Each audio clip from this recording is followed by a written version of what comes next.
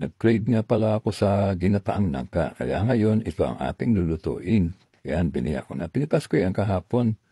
O, biniya ko na at aking babalatan. Yan, nabalatan ko na yan.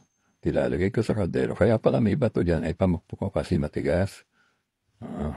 Ngayon, isasalang na natin yan sa kalamdi kahoy para pakuluin.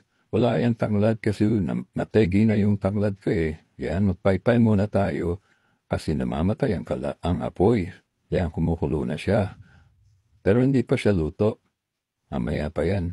Pagkahango ko niyan, akin kukunin yung mga laman at iiwanan ko yung tubig at itatapon. Yun. Habang inahango ko yan, yung aking panahog na liempo ay aking palulutungin ng bahagya. Yan. Tapos diyan ko na rin gigisain yung mga sangkap niyan. Yan.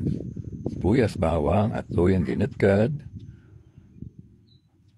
Yan, wala rin sili. Wala rin sili sarap eh. Yan, ilalagay ko na yung langka.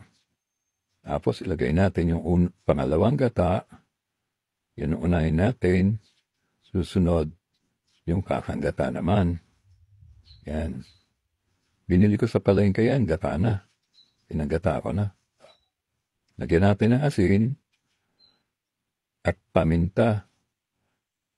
Yan. Dahil wala tayong lagyan natin ng annatto powder at paprika. Ang panghang yan, paprika. Isa lang. Para hindi ka namanghang. Yan. Yan, makulay na siya. Lagyan na natin yung liempo.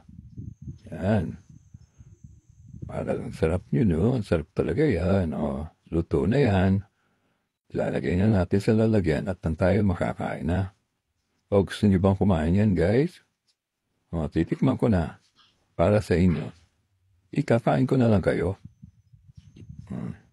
Mainit, daan-daan pagsubo. Sarap.